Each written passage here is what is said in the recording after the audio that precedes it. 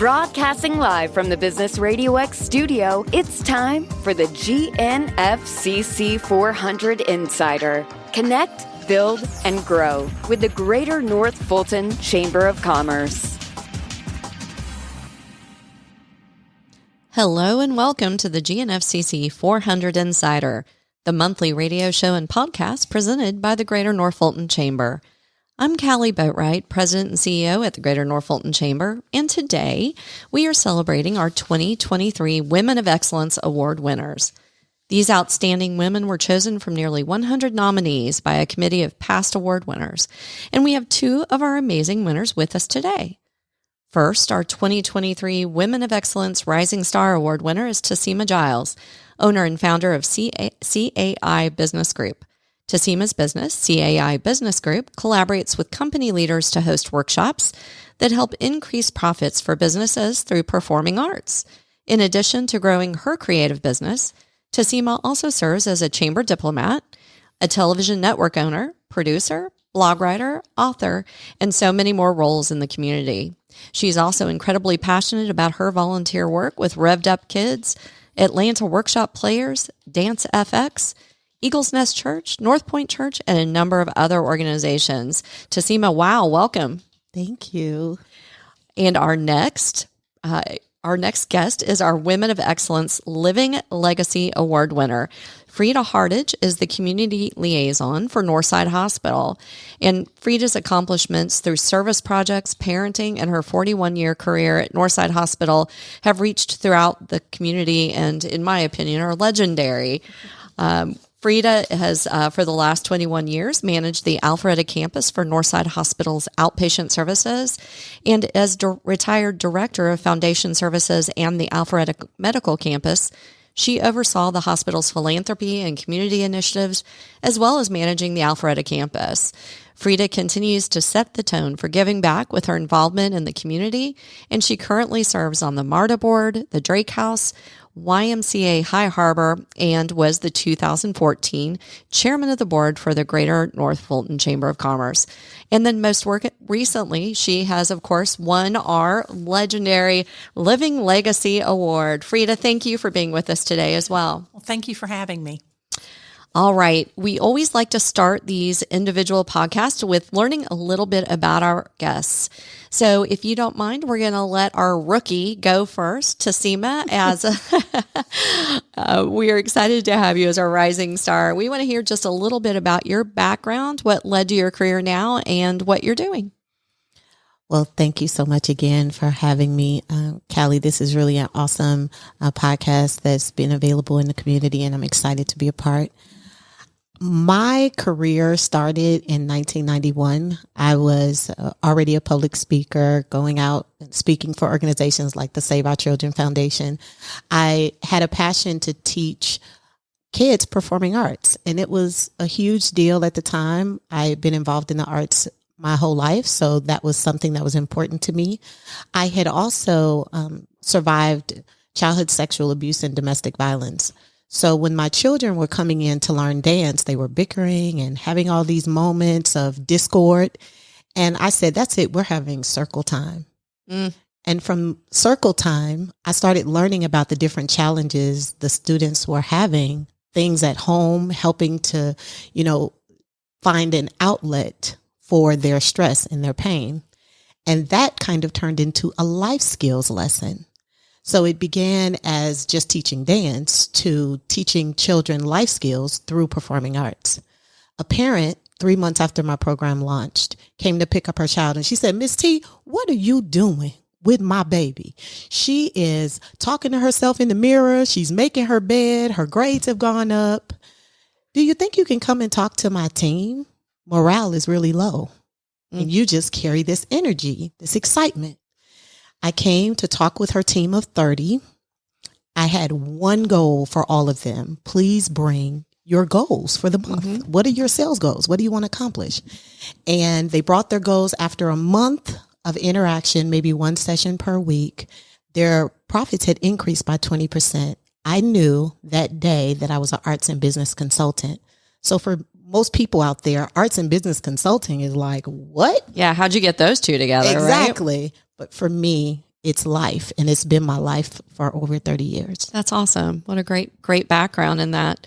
Freda, we've known each other for quite some time, and as a Living Legacy Award winner, I want to hear about your start and how you got started in the great field. I know that you started as a nurse because we've had that conversation. Yes. So there's a big change from that to certainly being director for Northside and now their community liaison. Well, thank you. I did start at Northside Hospital in 1981 as a staff nurse. Wow. And did my entire career at Northside Hospital. And so I'm fortunate that I'm still working with them through the community program. And so while I'm retired from my day-to-day, I still represent them in the community. And I love that. I love every part of that. And my roles have evolved over the years. There was, I had the opportunity, I was director of surgical services for 10 years and managed all of our surgeries. And then they wanted to open a new program in the outpatient arena, and they contacted me to see if I'd be interested. And I was like, no, probably not. I'm kind of clinical. And they're like, but you can talk to people and you can, people can understand, and we need to figure out a marketing plan for our doctors, and that's you. And so that's how it started. It was called Outpatient Services Marketing, and we never had one before, and we were the first in the city.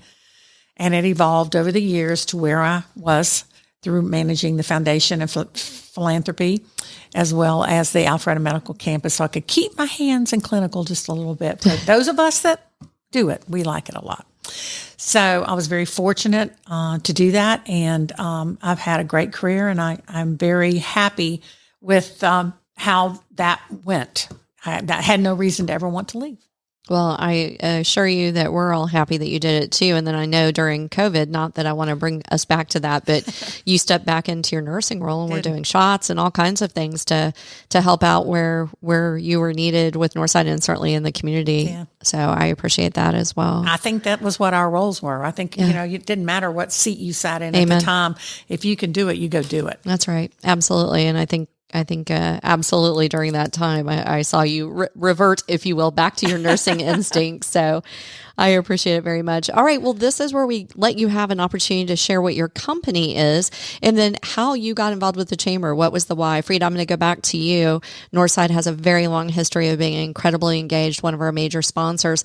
Maybe tell me a little bit, since you were the first, marketing outsider or communications person.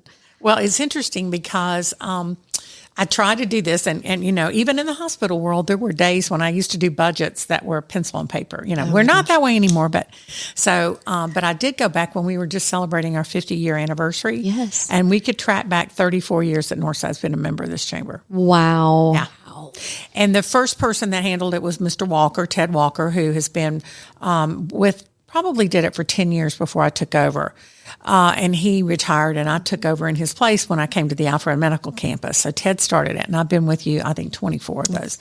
So, we really look at the community, and we look at the needs of our community and understand the value that the chamber brings to the table. And so try really hard to support the chamber and do what's right for not only the business community, but as well as the community we serve. Indeed, you do. And Northside helps out a lot. I think Toseima referring to you as a small business owner, the benefits of having Northside Hospital and as such a good member and such a major investor with the organization does allow our small business members to be able to be plugged in and be able to reap the rewards and benefits that we couldn't afford to do. So certainly I appreciate that.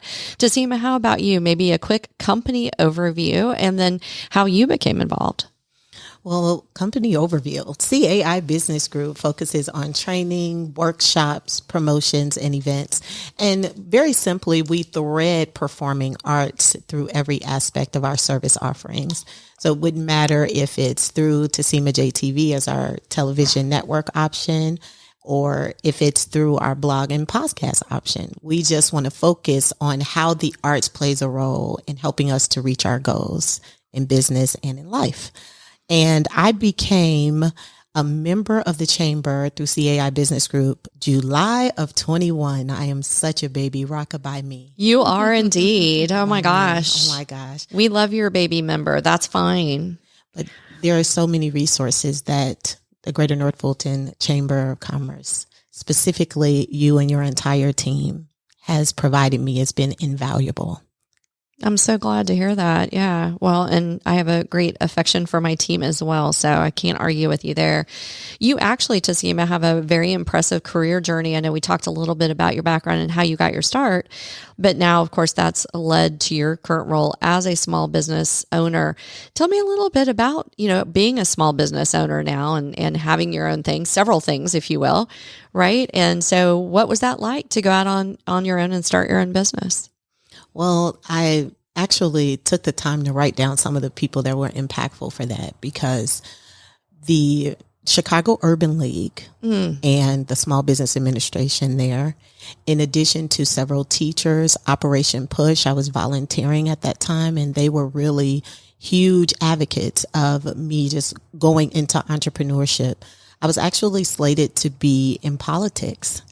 And that direction later went a different way, just because I was passionate about helping people in a different way. I didn't need the politics. I needed people to have the kind of results that kept my feet on the ground. Mm-hmm. And that was just something different. But I've always been kind of speaking and wanting to just pour into people. So I'm just grateful to all the people, the teachers, the mentors, Mr. Shrupp, Mrs. Howard. Like I literally remember every dance teacher's name, every person who impacted my life growing up, and it made all the difference to what I wanted to do and be, and to stay consistent in that. Even with the lack of information about the field, I was creating a niche for. Absolutely. It's definitely a niche mark with that arts and business combination. And it takes quite a gut or a stomach to be a small business owner as well. I mean, that's not an easy journey. It's not, but it is worthwhile and very rewarding when you're doing what you love. Yeah, I agreed. Passion has a lot to do with that.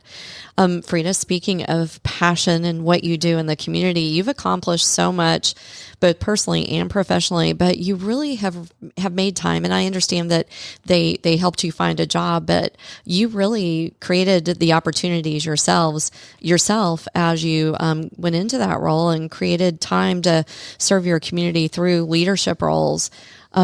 So you look at everything that you've done over an incredible time period since 1981. If you could go back and give your younger self sort of one piece of professional advice, what do you think that would be?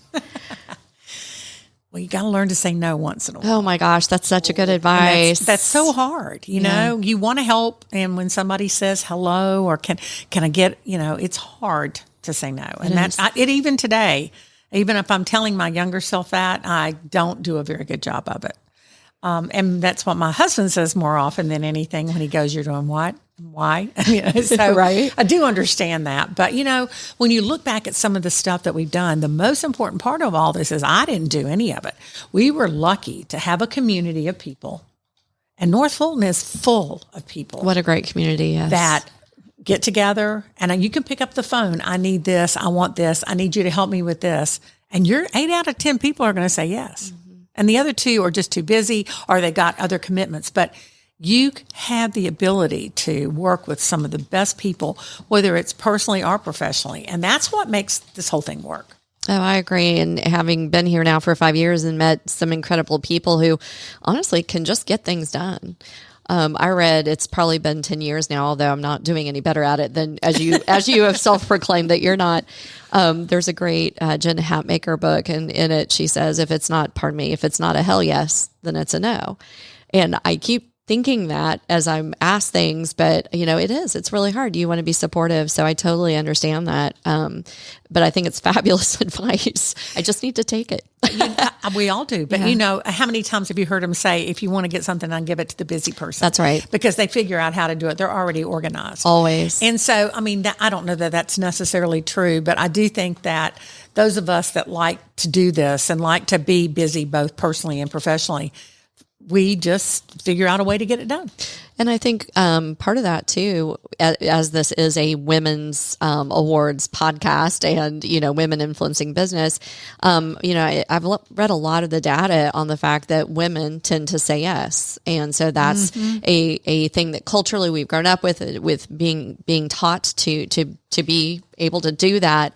And so we do, in fact, have a harder time saying no than men in this respect. So not to stereotype, but at least data plays that out. That's not just a what I'm witnessing, although I do witness that for sure. I think you're right. Yeah. That's for sure. Yeah.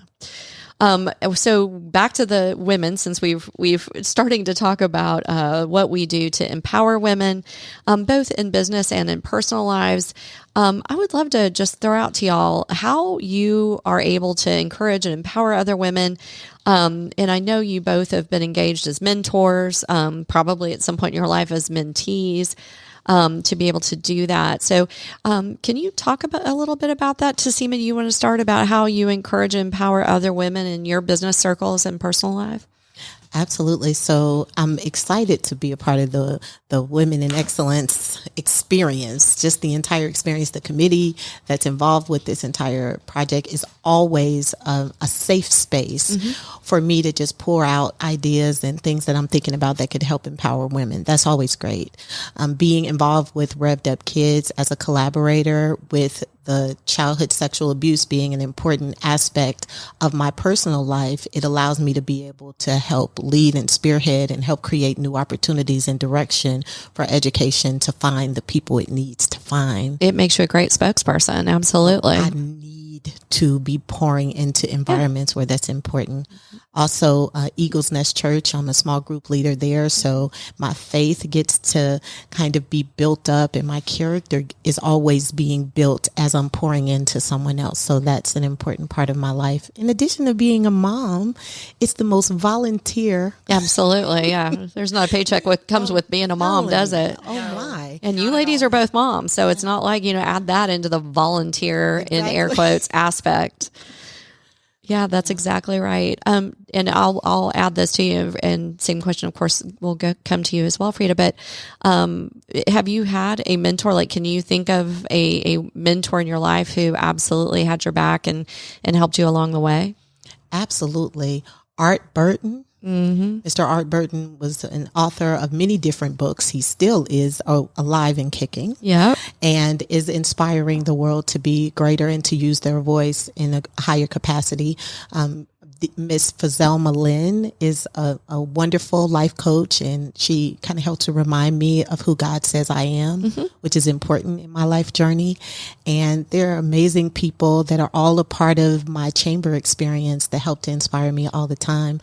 I even consider you guys to be an extension of my family. Every Tuesday, I'm excited about Pro Alliance. Yep. Every time there's an event or an after hours event, I'm excited to be there because I know I'm going to be able to coexist with ambitious, driven people. And that's where I thrive. That's awesome. Thanks for the little promo there in addition. I'll take that all day long.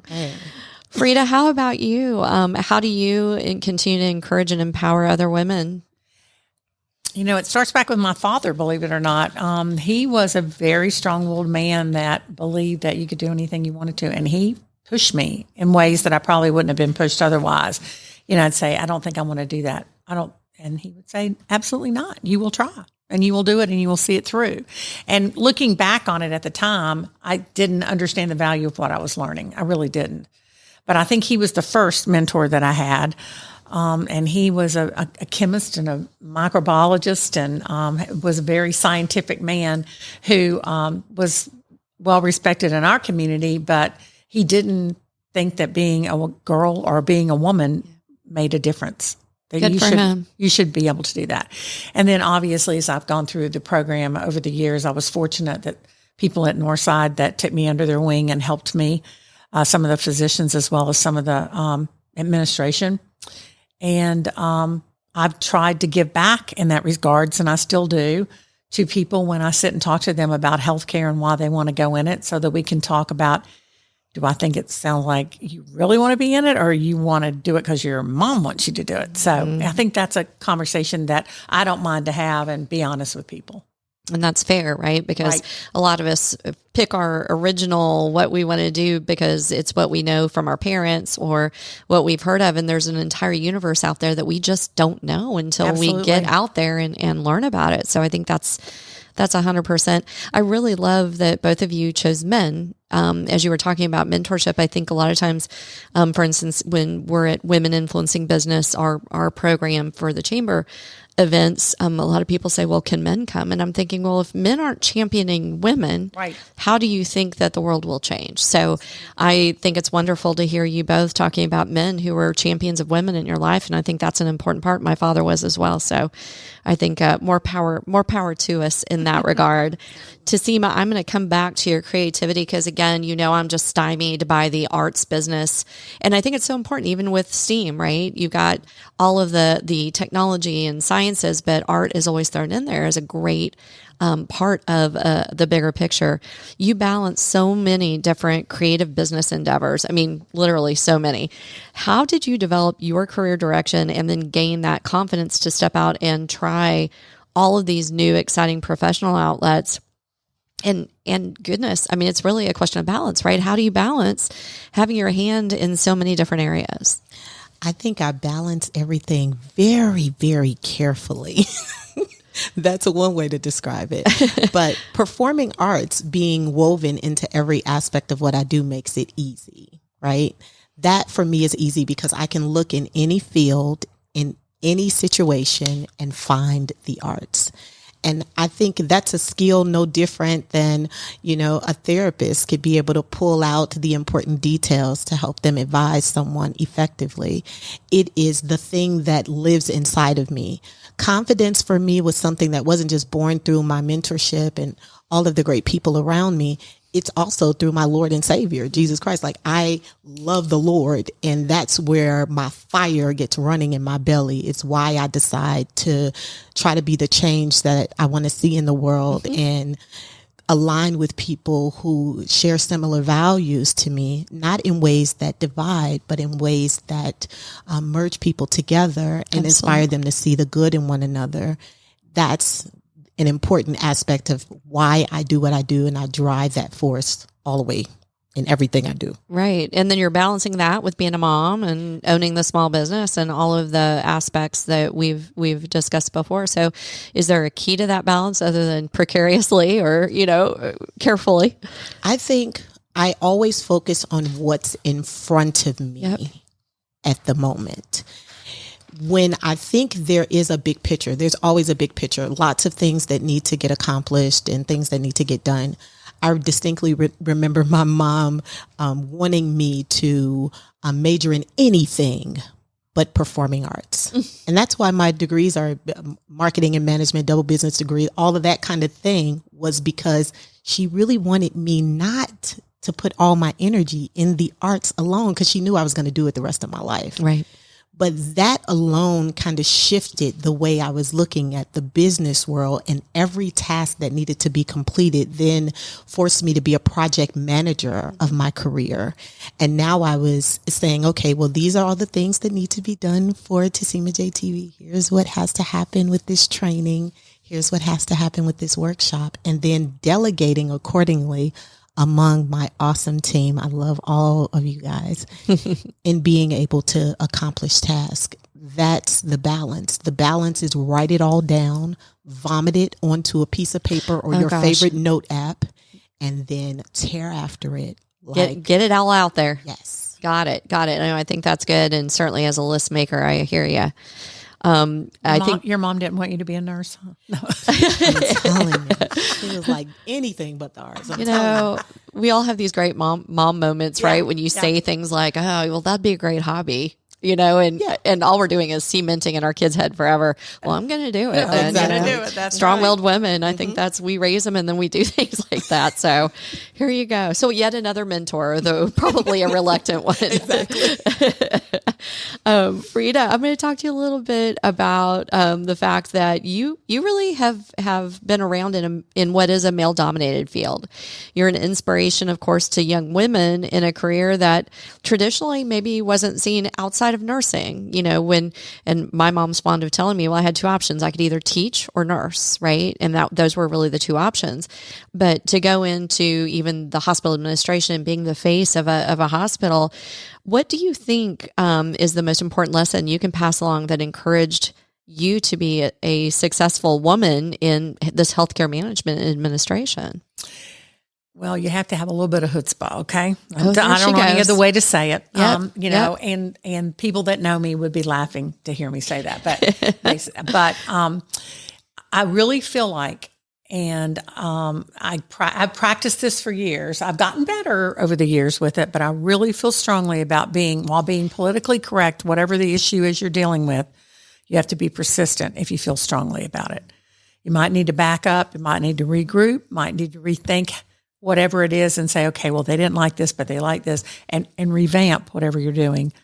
But you must be persistent if it's something that you feel strongly about.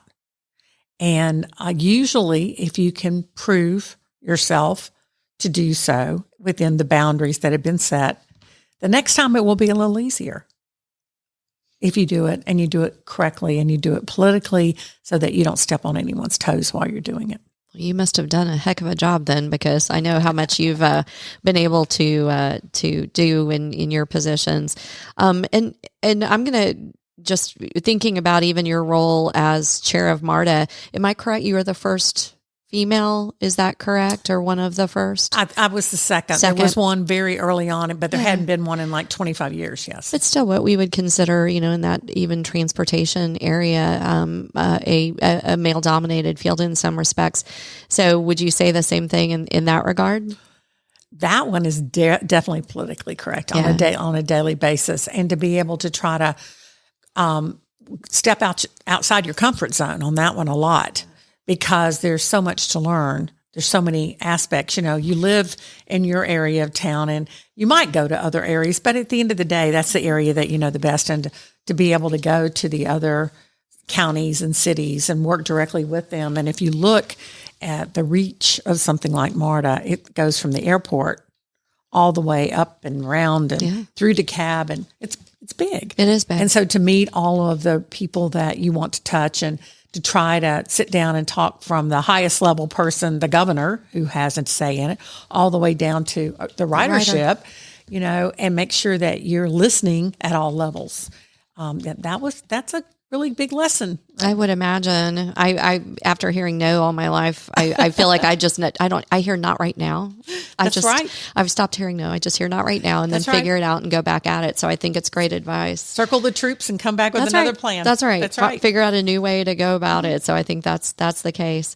All right. I am going to wrap up with what I think we all want to hear from you, right? Which is life lesson. Like, what advice for other women who are indeed excellent in our community?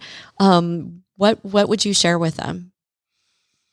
Okay, so Toseima, you go right ahead. First of all, I just want to say I've totally been taking notes during this interview. Yeah. Like, Freda, it is such an honor to share this experience with you. Like, we shared the stage together, and that felt really good. Oh, you're so nice. But this moment is a nice little bonus that I've been taking notes through. Thank you know why she's a living legacy, right? Exactly. Yeah, exactly. Exactly. I'm sitting at the foot of wisdom. As opposed to what the opposite of living legacy is, right? Okay, let's just look. Let's just be happy that we're at the living legacy. Oh my gosh. Toseima, get us out of here. Give us some life lessons. Okay. So I wrote a couple of things down. Serve yourself first. It reminds me of that no you talked about. Yeah. And sometimes serving ourselves is giving us that no. But then our ability to serve others never leaves excellence from within our reach. Don't bury your gifts. Use them so they can make room for you. I like that. My last one is we are all created equal, even though things like our life experiences can make us feel otherwise. So whenever possible, love anyway, be kind anyway, forgive anyway. Love it. All good points. Absolutely. For anyone. How about you, Freda? Well, that's hard to top because I agree with everything she just said. I mean, I really do. But I really try to live my life as the most as I can. On any given day, I might break a rule here or there, but you start the day by trying to think of something positive. What's going to happen today positive? In my role at the hospital, every day was like a jigsaw puzzle. You started the day and there's a bunch of pieces on the table, and before you could go home, they had to all kind of be put together, and you never knew what was going to happen in the middle of the day. Right. And so you just had to go in with a positive attitude and do everything you can and regroup when necessary. And at the end of the day, on your drive home or your walk home, or you just go, I did the best I could do. And if I didn't, what should I have done differently? And I won't do that again. That's just what you hope you can do to live your life. Be positive and then be real with yourself to be better tomorrow, I guess. Yeah. Be realistic. I love that. I love that. So how, if our listeners are interested in hearing more of this great advice and connecting with you, can they find you? Freda, what's the best way for our listeners to connect with you? Probably the email, which is just my name, Freda, Freda.Hardage, Hardage at Northside.com. Perfect. Thank you. And how about you, Toseima? All right. So as the rising star, I love social media. Of course you do. Don't go there with me. That's right. Well, give me an easy social media for them to connect with you. All right. CAI Business Group, or Toseima J, that's TOSEIMAJ, is on LinkedIn, Twitter, Facebook, Anchors, where you find podcasts and all kinds of great things. All right. So look for Toseima J just because that's easier to say, or CAI Business Group. Ladies, I want to thank you both for joining me today. You've been not just informational, but really, really fun. So I appreciate that. I also want to thank our listeners for joining us on the GNFCC 400 Insider, presented by the Greater North Fulton Chamber. To listen to this show again or to hear any of our previous episodes, visit GNFCC400insider.com or any of your favorite podcast platforms. And of course, to find out more about our Women of Excellence Award winners or learn more about the Greater North Fulton Chamber and its events and programs, you can always visit GNFCC.com. Until next time, I'm Callie Boatwright, and this has been the GNFCC 400 Insider on Business Radio X.